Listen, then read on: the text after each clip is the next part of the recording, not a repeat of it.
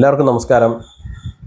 ഈ 2026 ജൂൺ മാസം 10-ാം തീയതി നമ്മുടെ പ്രധാനമന്ത്രി നരേന്ദ്രമോദിജി ഒരു വലിയ റെക്കോർഡിന് ഉടമയാകാൻ പോവുകയാണ്. എനിക്ക് തോന്നുന്നു അടുത്ത ഒരു നൂറ്റാണ്ടിലേക്കെങ്കിലും ആ റെക്കോർഡ് ബ്രേക്ക് ചെയ്യാൻ പറ്റുന്ന ഏതെങ്കിലും ഒരു പ്രധാനമന്ത്രി വരുമോ എന്ന് ചോദിച്ചു കഴിഞ്ഞാൽ ബുദ്ധിമുട്ടായിരിക്കും എന്നുള്ളതാണ്. കാരണം നമ്മുടെ ആദ്യത്തെ പ്രധാനമന്ത്രിയായിരുന്ന ശ്രീ ജവഹർലാൽ നെഹ്റു, അദ്ദേഹം 1952 മുതൽ 1964 വരെ അദ്ദേഹം ഇലക്റ്റഡ് ആയിട്ട് പ്രൈം മിനിസ്റ്ററാണ്. അതിന് മുമ്പേ അദ്ദേഹം ഇന്ത്യയുടെ പ്രധാനമന്ത്രി എന്നുള്ള നിലയിൽ ഇരിക്കുന്നുണ്ട് എങ്കിലും ആദ്യത്തെ പൊതു തെരഞ്ഞെടുപ്പ് കഴിഞ്ഞതിന് ശേഷം അദ്ദേഹം പ്രധാനമന്ത്രിയാണ് 1952-ലാണ്. 1952 മുതൽ 1964 വരെ 4398 ദിവസങ്ങളാണ് അദ്ദേഹം പ്രധാനമന്ത്രി കസേരയിലിരുന്നത്. ഇതുവരെയുള്ള ഏറ്റവും വലിയ റെക്കോർഡ് അതായിരുന്നു. അത് ആരെങ്കിലും ബ്രേക്ക് ചെയ്യുമെന്ന് ആരും ഒരിക്കലും പ്രതീക്ഷിച്ചിരുന്നതുമില്ല. പക്ഷേ നരേന്ദ്രമോദിജി 4399 ദിവസങ്ങൾ ജവഹർലാൽ നെഹ്റുവിന്റെ ആ റെക്കോർഡിനെ ബ്രേക്ക് ചെയ്ത് മുമ്പോട്ട് പോവുകയാണ്. അത്ര നിസ്സാരമല്ല. കാരണം ജവഹർലാൽ നെഹ്റു പ്രധാനമന്ത്രിയാകുന്ന സമയത്ത് ഇന്ത്യൻ നാഷണൽ കോൺഗ്രസ് എന്ന് പറയുന്ന പ്രസ്ഥാനത്തിന് എതിരാളികളില്ല എന്നുള്ളതാണ്. അന്ന് പറയാൻ വേണ്ടിയിട്ട് ഒരു പ്രതിപക്ഷ പാർട്ടി പോലും പ്രോപ്പറായിട്ട് നമ്മുടെ ഇന്ത്യയിൽ ഇല്ല. അപ്പൊ അദ്ദേഹത്തെ സംബന്ധിച്ചിടത്തോളം അദ്ദേഹം വലിയൊരു പരിവേഷത്തോടു കൂടിയാണ് മഹാത്മാഗാന്ധിജിക്കൊപ്പം തന്നെ പ്ലേസ് ചെയ്യപ്പെടുന്ന ഒരു പേരായിട്ടാണ് ജവഹർലാൽ നെഹ്റു നിൽക്കുന്നത്. അപ്പോൾ ശ്രീ ജവഹർലാൽ നെഹ്റുവിനെ സംബന്ധിച്ചിടത്തോളം ഒരു പൊതു തെരഞ്ഞെടുപ്പ് നേരിടുന്ന സമയത്ത് അദ്ദേഹം അല്ലാതെ മറ്റൊരാളില്ല, എതിരാളികളില്ലാതെ. നമ്മൾ എന്താ പറയുക, ഫുട്ബോളിലൊക്കെ ആണെന്നുണ്ടെങ്കിൽ ഗോളിയില്ലാത്ത ഗോൾ പോസ്റ്റിൽ ഗോളടിക്കുക എന്ന് പറയുന്ന പോലത്തെ സാഹചര്യങ്ങളായിരുന്നു. അദ്ദേഹത്തെ വിമർശിക്കുവാൻ പോലും അത്രയൊന്നും അധികം ആൾക്കാർക്ക് ധൈര്യമുണ്ടായിരുന്നില്ല. സാക്ഷാൽ BR അംബേദ്കർ മാത്രമാണ് ആ തരത്തിലുള്ള ഒരു വലിയ വിമർശനം ക്രിയാത്മകമായിട്ട് അദ്ദേഹത്തിനെതിരെ നടത്തുന്ന ഒരു സാഹചര്യം ഉണ്ടായത്. ബാക്കി എല്ലാവരും ഇപ്പോൾ ജനസംഘം ഉൾപ്പെടെയുള്ള കക്ഷികൾ ശ്രീ ജവഹർലാൽ നെഹ്റുവിനെ വിമർശിക്കുമെങ്കിലും അതിനൊന്നും അതിൻ്റെതായിട്ടുള്ളൊരു വലിപ്പമോ വാല്യൂവോ ഒരു പക്ഷെ അന്നത്തെ കാലത്ത് കിട്ടിയിട്ടുണ്ടായിരിക്കാൻ സാധ്യതയില്ല. ഈവൻ നമ്മുടെ BR അംബേദ്കർജി അദ്ദേഹം വിമർശിച്ചതിന് പോലും ഇപ്പോഴും നമ്മുടെ മാധ്യമങ്ങൾ അതിനെ കൃത്യമായിട്ട് പറയാൻ വേണ്ടി തയ്യാറാകുന്നില്ല എന്ന് പറയുമ്പോൾ ശ്രീ ജവഹർലാൽ നെഹ്റുവിന് അന്നത്തെ മാധ്യമങ്ങൾ ഉൾപ്പെടെ നൽകിയിരുന്ന പരിലാളനകൾ എന്താണ്, പരിരക്ഷ എന്താണ് എന്നുള്ളതിനെ കുറിച്ചിട്ട് നമുക്കറിയാമല്ലോ. ചിലർക്ക് കിട്ടുന്ന പ്രിവിലേജുകളാണ്. അതായത് ഇവർ വിമർശനത്തിന് അതീതരാണ്, അവരെ വിമർശിക്കുവാൻ പാടില്ല എന്നുള്ളതാണ്. അപ്പോൾ അതുകൊണ്ട് തന്നെ അദ്ദേഹത്തിന്റെ 4398 ദിവസം എന്ന് പറയുന്നത് പ്രത്യേകിച്ച് വെല്ലുവിളികളില്ലാത്ത ഒരു 4398 ദിവസമാണ് രാഷ്ട്രീയമായിട്ട്. ഇപ്പോൾ ഇന്ത്യ ചൈന യുദ്ധത്തിൽ ഉൾപ്പെടെ സംഭവിച്ചിട്ടുള്ള അദ്ദേഹത്തിന്റെ ഭാഗത്തുനിന്ന് സംഭവിച്ചിട്ടുള്ള സ്ട്രാറ്റജിക് ആയിട്ടുള്ള മിസ്റ്റേക്കുകളുണ്ട്. നമ്മുടെ ശ്രീ BR അംബേദ്കർ തന്നെ പാർലമെന്റിനകത്ത് ഉന്നയിച്ചിട്ടുള്ള വിദേശ നയവുമായി ബന്ധപ്പെട്ടിട്ട് ശ്രീ ജവഹർലാൽ നെഹ്റുവിന് സംഭവിച്ചിട്ടുള്ള വലിയ വീഴ്ചകളും വലിയ പാളിച്ചകളുമുണ്ട്.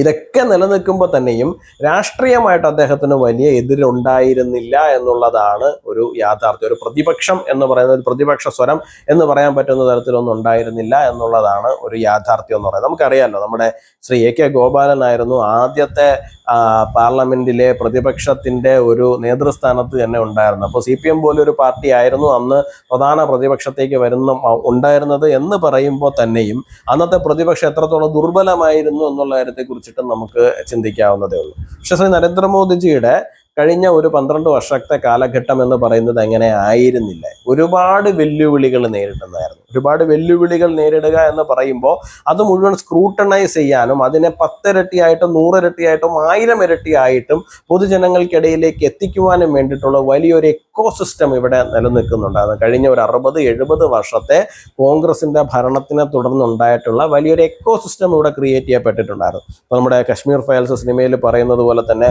ഗവൺമെന്റ് വോച്ച് അല്ലേക ലേക്കിൻ സിസ്റ്റം ഹമാര രഹേഗ എന്ന് പറയുമല്ലോ. അതായത് ഗവൺമെന്റ് ഒക്കെ അവർ നടത്തിക്കൊണ്ട് പോട്ടെ, പക്ഷെ ഇവിടുത്തെ സിസ്റ്റം എന്ന് പറയുന്നത് ഞങ്ങളുടേതായിരിക്കുന്നുള്ള. അപ്പൊ അത്തരത്തിൽ ഇവിടെ രൂഢമൂലമായിട്ട് ഉറച്ചു നിന്നിരുന്ന ഒരു സിസ്റ്റം ഉണ്ട്. ആ സിസ്റ്റം കൊടുത്തിരുന്ന ഒരു കൾച്ചറുണ്ട്. അപ്പൊ ആ കൾച്ചറിന്റെ മുകളിലേക്കാണ് നരേന്ദ്രമോദിജിയെ പോലെ ഒരാൾ പ്രധാനമന്ത്രി കസേരയിലേക്ക് വരുന്നത്. തീർച്ചയായിട്ടും അദ്ദേഹം അവിടെ ഇരുന്ന് ഭരിക്കാൻ തുടങ്ങുന്ന സമയത്ത് ഏറ്റവും അധികം എതിർപ്പും അദ്ദേഹത്തിനെ അട്ടിമറിക്കുവാൻ വേണ്ടിയിട്ടുള്ള പരിശ്രമങ്ങൾ ഉണ്ടാകുവാൻ പോകുന്നതും ഈ സിസ്റ്റത്തിന്റെ, ഇവർ ഉണ്ടാക്കി വെച്ചിരിക്കുന്ന ഈ സിസ്റ്റത്തിന്റെ ഭാഗത്ത് നിന്ന് തന്നെയാകും. അപ്പോൾ അതിനെ എല്ലാത്തിനെയും മറികടന്നുകൊണ്ടാണ് അദ്ദേഹം 3-ാം ടേം ജനങ്ങളെ അഭിമുഖീകരിക്കുന്നതും ഒരു തിരഞ്ഞെടുപ്പ് വിജയം നേരിടുന്നത്. നോക്കൂ, ഇതിൻ്റെ ഇടയിൽ അദ്ദേഹം നടത്തിയിരിക്കുന്ന മാറ്റങ്ങൾ അല്ലെങ്കിൽ അദ്ദേഹം നേരിട്ടിരിക്കുന്ന വെല്ലുവിളികൾ എന്ന് പറയുന്നത് ചെറുതൊന്നുമല്ല.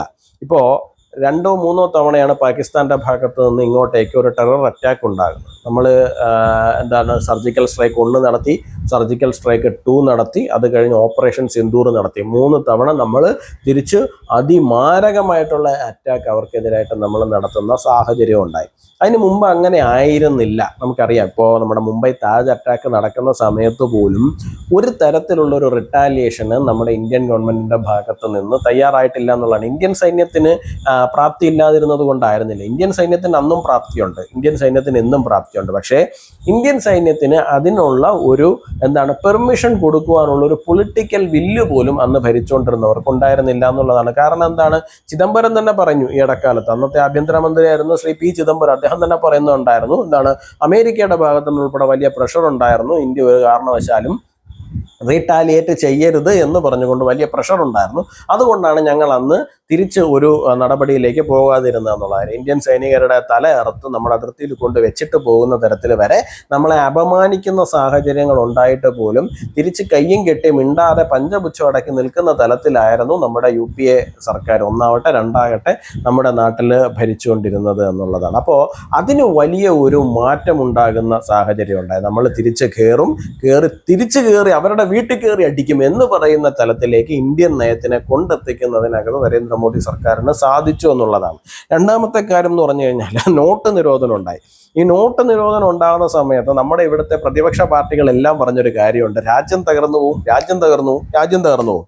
നോക്കൂ, രാജ്യം തകർന്നു പോയി എന്നുള്ളത് വളരെ ശരിയാണ്. തകർന്നു പോയ രാജ്യം പാകിസ്ഥാനായിരുന്നു എന്നുള്ള കാര്യം മാത്രമേ ഉള്ളൂ. കാരണം ഇന്ത്യയിൽ ഇത്രയധികം ഫേക്ക് കറൻസി അവർ ഡിപ്ലോയ് ചെയ്ത്, സത്യം പറഞ്ഞു കഴിഞ്ഞാൽ അതിൻ്റെ ഒരു ബലത്തിലായിരുന്നു പാകിസ്ഥാൻ എക്കോണമി അവിടെ നിലനിന്നിരുന്നതെന്ന് പറഞ്ഞാൽ പോലും തെറ്റില്ല. ഇന്ത്യൻ എക്കോണമി എന്ന് ഇന്ത്യയിൽ നോട്ട് നിരോധിച്ചോ അന്ന് പിന്നെ അതിനുശേഷം പിന്നെ നമ്മൾ കാണുന്നത് 2 കിലോ ഗോതമ്പിന് വേണ്ടിയിട്ട് വരെ റോഡിൽ ഇറങ്ങി അടി ഉണ്ടാക്കേണ്ടി വരുന്ന പാകിസ്ഥാനികളെയാണ് നമ്മൾ കാണേണ്ടി വരുന്നത്. അതുകൊണ്ട് ഈ നോട്ട് നിരോധിച്ചാൽ രാജ്യം തകർന്നു പോകുമെന്ന് പറഞ്ഞതിനകത്ത് ശരിയുണ്ടായിരുന്നു എന്ന് ചോദിച്ചാൽ ശരിയുണ്ടായിരുന്നു. അത് പാകിസ്ഥാൻ എന്ന് പറയുന്ന രാജ്യമാണ് തകർന്നു പോയത് എന്ന് മാത്രമേ ഉള്ളൂ. അപ്പോൾ അത് വലിയൊരു മൂവ്മെന്റ് ആണ്. കാരണം ഒരു രാജ്യത്തിനെ സംബന്ധിച്ചിടത്തോളം ആ രാജ്യത്തിനകത്ത് സാമ്പത്തിക അച്ചടക്കം കൊണ്ടുവരിക. ഇപ്പൊ GST കൊണ്ടുവരുന്നു. GST കൊണ്ടുവരുന്നതിന് മുമ്പ് ഉണ്ടായിരുന്ന സാഹചര്യം എന്തായിരുന്നു? സാധാരണ വ്യവസായികളോട് ചോദിച്ചു കഴിഞ്ഞാൽ നമുക്കറിയാൻ വേണ്ടിയിട്ട് സാധിക്കും. വലിയ ബുദ്ധിമുട്ടായിരുന്നു. ഓരോ കാര്യത്തിനും ഓരോ സ്റ്റേറ്റിലും ഓരോ തരത്തിലുള്ള ടാക്സ് കൊടുക്കുക, കുത്തഴിഞ്ഞ് കിടക്കുന്ന ഒരു സംവിധാനമായിരുന്നു ഉണ്ടായിരുന്നത് എന്നുള്ളത് മാറ്റി അതിനൊരു ഡിസിപ്ലിൻ കൊണ്ടുവരാൻ കഴിഞ്ഞു സാമ്പത്തിക രംഗത്ത് എന്ന് പറയുന്നത് വലിയൊരു നേട്ടം തന്നെയാണ്. അത് മാത്രമല്ല, ഇപ്പോൾ പലരും പറയും പെട്രോൾ വില വർധന 2014 കൊടുത്തിരുന്ന പെട്രോളിന്റെ വില അല്ലല്ലോ അതെങ്ങനെയാണെന്ന് സാധിക്കും. ഏത് ദശകത്തിലാണ് നമുക്ക് ഒരേ വില നമുക്ക് കൊടുത്തുകൊണ്ടിരിക്കുന്നത്? അങ്ങനെയാണെങ്കിൽ പിന്നെ 1990 കൊടുത്ത വില തന്നെ നമുക്ക് 2026 കൊടുക്കാൻ സാധിക്കും? ഇല്ലല്ലോ. ഓരോ ദശകത്തിനും ആ ദശകത്തിൻ്റെതായിട്ടുള്ള മാറ്റങ്ങൾ ഉണ്ടാവില്ലേ വില കാര്യത്തിൽ. പക്ഷെ അത് നമ്മുടെ സാമ്പത്തിക രംഗത്ത് എത്രത്തോളം നമുക്ക് പൊതുജനങ്ങളെ ബാധിക്കാതെ പോകുന്നു എന്നുള്ളതാണ് പ്രധാനം. ഇപ്പൊ ഇൻഫ്ലേഷന്റെ കാര്യം നോക്കും, ലോകം മുഴുവൻ യുദ്ധം നടക്കുന്നുണ്ട്, ഇത്രയും പ്രശ്നങ്ങൾ നടക്കുന്നുണ്ട്. പക്ഷെ ഇന്ത്യയിൽ ഇൻഫ്ലേഷൻ എന്ന് പറയുന്നത് ഇപ്പോഴും അണ്ടർ കൺട്രോൾ ആയിട്ടാണ് നിൽക്കുന്നത്. RBI എത്രയാണോ റേറ്റ് നിശ്ചയിച്ചിരിക്കുന്നത് അതിന്റെ താഴെ മാത്രമാണ് ഇന്ത്യയിൽ ഇൻഫ്ലേഷൻ നിൽക്കുന്ന സാഹചര്യം ഉണ്ടാകുന്നത്. അതിന്റെ അർത്ഥം എന്ന് പറയുന്നത് India is far better performing than any other nation in the world എന്നുള്ളതാണ്. മറ്റിപ്പോൾ അമേരിക്കയിലൊക്കെ പോലും സ്വന്തമായിട്ട് ഓയിൽ ഉൽപ്പാദനങ്ങൾ ഉള്ള രാജ്യങ്ങളെ അപേക്ഷിച്ച് നോക്കുമ്പോൾ പോലും നമ്മൾ വളരെ സേഫ് ആയിട്ടാണ് ഫ്യൂവൽ സൈഡിൽ പോലും നമ്മൾ നിൽക്കുന്നത്. അല്ലെങ്കിൽ ഫ്യൂവലിന് നമ്മൾ കൊടുക്കുന്ന കാശിന്റെ നമ്മൾ മലയാളികൾക്ക് തോന്നുമ്പോൾ നമ്മൾ 110 മുകളിൽ പൈസ കൊടുത്തുകൊണ്ടിരിക്കുകയാണ്. അത് മലയാളികൾക്ക് തോന്നുന്നതാണ്. UP ഗുജറാത്തിലോ ഒക്കെ പോയി കഴിഞ്ഞാൽ എനിക്ക് തോന്നുന്നില്ല ഇപ്പോഴും 100 രൂപയോ അല്ലെങ്കിൽ 100 രൂപയ്ക്ക് തൊട്ട് താഴെയോ മാത്രം നിൽക്കുന്ന തലത്തിലാണ് അവിടെ പെട്രോളിന്റെയും ഡീസലിന്റെയും ഒക്കെ പ്രൈസ് നിൽക്കുന്നത്. പക്ഷെ ഇവിടെ ഇപ്പം നമ്മൾ അതിന് മുകളിൽ കൊടുക്കേണ്ടി വരുന്നത് നമ്മുടെ ഇവിടുത്തെ സംസ്ഥാനത്തിന്റെ ഭരണാധികാരികളുടെ പിടിപ്പുകേട് എന്ന് മാത്രമേ പറയാൻ വേണ്ടിയിട്ട് സാധിക്കുകയുള്ളൂ. അപ്പോൾ ഇത്രയധികം ചലഞ്ചസ് ഫേസ് ചെയ്തിട്ട് ഇപ്പോൾ യുക്രൈൻ റഷ്യ വാർ തുടങ്ങി. ആ യുക്രൈൻ റഷ്യ വാർ, അതുപോലെ തന്നെ ഇപ്പോൾ നടക്കുന്ന ഇറാൻ US വാർ, ഇതെല്ലാം ലോകത്തിന്റെ തന്നെ മൊത്തം ക്രമത്തിനെ അല്ലെങ്കിൽ ലോകത്തിന്റെ സാമ്പത്തിക രംഗത്തിനെ അപ്പാടെ തകിടം മറിച്ചുകൊണ്ടിരിക്കുന്ന വിഷയങ്ങളാണ്. പക്ഷേ ഇതിൻ്റെയൊക്കെ വളരെ മിനിമൽ എഫക്റ്റ് മാത്രമേ നമ്മുടെ നാട്ടിൽ ഉണ്ടാകുന്നുള്ളൂ എന്ന് പറയുമ്പോൾ നമ്മൾ മനസ്സിലാക്കണം, അവിടെ മുകളിൽ മരിച്ചുകൊണ്ടിരിക്കുന്ന ഒരു മനുഷ്യനെ സംബന്ധിച്ചിടത്തോളം ആ മനുഷ്യൻ എന്തുമാത്രം എഫേർട്ട് ഇട്ടിട്ടാണ് ഈ പറയുന്ന വിഷയങ്ങളുടെ ഒരു മിനിമൽ എഫക്റ്റ് മാത്രം നമ്മളിലേക്ക് വരുന്നത് എന്നുള്ള കാര്യം. നമ്മൾ സ്വയം ഇൻട്രോസ്പെക്ട് ചെയ്യേണ്ടതായിട്ടുള്ള ചില വിഷയങ്ങളും അതിൻ്റെ ഒപ്പം തന്നെ ഉണ്ട്. ഇപ്പോൾ ഉദാഹരണം പറഞ്ഞു കഴിഞ്ഞാൽ നീറ്റ് സംബന്ധമായിട്ടുള്ള വിഷയം, അല്ലെങ്കിൽ CBSEയുമായി ബന്ധപ്പെട്ടിട്ടുള്ള വിഷയം. നമ്മുടെ വീഴ്ചകളെ നമ്മൾ അഡ്രസ്സ് ചെയ്യാണ്ട് പോയി കഴിഞ്ഞു കഴിഞ്ഞാൽ നമുക്കൊരിക്കലും മുമ്പോട്ട് പോകാൻ സാധിക്കില്ല എന്നുള്ളതാണ് ഞാൻ മനസ്സിലാക്കുന്നത്. കഴിഞ്ഞ 10-12 വർഷങ്ങളായിട്ട് ഭരിക്കുന്ന സർക്കാരിനെ സംബന്ധിച്ചിടത്തോളം അപ്പോൾ ഇത്തരത്തിലുള്ള വീഴ്ചകൾ ഉണ്ടാകാതെ നോക്കേണ്ടുന്നതും ഒരു പ്രാധാന്യം അർഹിക്കുന്ന കാര്യം തന്നെയാണ്. തീർച്ചയായിട്ടും അത്തരം വിഷയങ്ങളിൽ ഒരു സ്വയം ആത്മപരിശോധന ഉണ്ടാകും എന്ന് തന്നെയാണ് ഞാൻ വിശ്വസിക്കുന്നത്. പ്രത്യേകിച്ച് മോദിജിയെ സംബന്ധിച്ചിടത്തോളം അദ്ദേഹം അത്തരത്തിലുള്ള വീഴ്ചകൾ ആഗ്രഹിക്കുന്ന ഒരു മനുഷ്യനല്ല. അപ്പോൾ തീർച്ചയായിട്ടും ആ വിഷയങ്ങളിലുമൊക്കെ നമുക്ക് വലിയ മാറ്റം ഉണ്ടാകുമെന്ന് തന്നെയാണ് ഞാൻ പ്രതീക്ഷിക്കുന്നത്.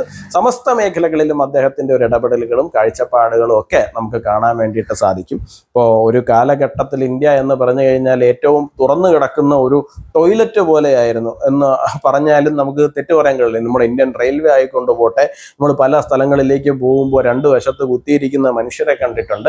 ഇപ്പം അതിൽ നിന്നൊക്കെ ഒരുപാട് ഫാർ നമ്മൾ മുമ്പോട്ട് പോകുന്ന സാഹചര്യം ഉണ്ടായിട്ടുണ്ട്. അപ്പോൾ ഒരു രാജ്യത്തിൻ്റെ എല്ലാ മേഖലകളിലും തന്നാൽ കഴിയുന്നത് പോലെ ശരിക്കും പറഞ്ഞാൽ ഈ കഴിഞ്ഞ 12 വർഷത്തെ 4399 ദിവസത്തെ എഫേർട്ട് അതിന് മുമ്പുള്ള ഭരണാധികാരികൾ അതേ കാഴ്ചപ്പാടോടുകൂടി തന്നെ കൊടുക്കാൻ തയ്യാറായിട്ടുണ്ടായിരുന്നെന്നുണ്ടെങ്കിൽ ഇന്ന് നമ്മൾ ചൈനയ്ക്കും ഒരുപാട് മുകളിലേക്ക് നിൽക്കുന്ന സാഹചര്യം ഉണ്ടായിരുന്നേനെ ഉറപ്പായിട്ടും. പക്ഷേ ദൗർഭാഗ്യവശാൽ അതിന് സാധിച്ചിരുന്നില്ല എന്നുള്ളതാണ്.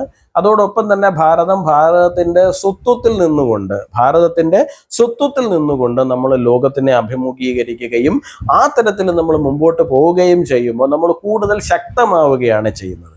ഇത് ഇഷ്ടപ്പെടാത്ത ഒരുപാട് ആൾക്കാരുണ്ട്. അവരതിനെ വർഗീയത എന്ന് പറയും, അല്ലെങ്കിൽ മറ്റെന്തെങ്കിലും പ്രശ്നങ്ങളാണെന്ന് പറയും. ഇത്തരത്തിലുള്ള ദുരാരോപണങ്ങളൊക്കെ ഉണ്ടാകും. പക്ഷേ ഏതൊരു രാഷ്ട്രവും സ്വന്തം ആത്മാവിനെ തിരിച്ചറിയാതെ, സ്വന്തം സ്വത്വത്തിനെ തിരിച്ചറിയാതെ വെറുതെ പരന്നു കിടന്നുകൊണ്ട് കാര്യങ്ങൾ ചെയ്യാൻ വേണ്ടിയിട്ട് പോവുകയാണ് എന്നുണ്ടെങ്കിൽ ഇന്നിപ്പോൾ പാരീസ് പോലെയുള്ള സ്ഥലങ്ങൾ അനുഭവിക്കുന്ന പ്രശ്നങ്ങൾ കൂടുതലായി ഉണ്ടാകും എന്നുള്ളതല്ലാതെ ഒരു കാലത്തും ആ രാഷ്ട്രമോ അല്ലെങ്കിൽ ആ പ്രദേശമോ രക്ഷപ്പെടാൻ വേണ്ടി പോകുന്നില്ല എന്നുള്ളതാണ്. തീർച്ചയായിട്ടും കഴിഞ്ഞ 4399 ദിവസങ്ങളിൽ സംഭവിച്ചത് ഭാരതത്തിന്റെ സ്വത്വത്തിൽ നിന്നുകൊണ്ട്, വേരുകളിൽ ഊന്നി നിന്നുകൊണ്ടാണ് നമ്മൾ മുമ്പോട്ട് പോകുന്നത് എന്നുള്ളതാണ്. തീർച്ചയായിട്ടും അത് വലിയ പ്രതീക്ഷ തരുന്ന ഒരു കാര്യം തന്നെയാണ്. അപ്പോൾ ശ്രീ നരേന്ദ്രമോദിജി 4399 മാത്രമല്ല, അദ്ദേഹം 5000 കടന്ന് മുമ്പോട്ട് പോകട്ടെ, അദ്ദേഹം 6000ത്തിലേക്ക് വരെ എത്തട്ടെ എന്ന് ആത്മാർത്ഥമായിട്ട് ആഗ്രഹിക്കുകയും പ്രാർത്ഥിക്കുകയും ചെയ്യുന്നു. അദ്ദേഹത്തിന് എല്ലാവിധ ആശംസകളും നേരുന്നു.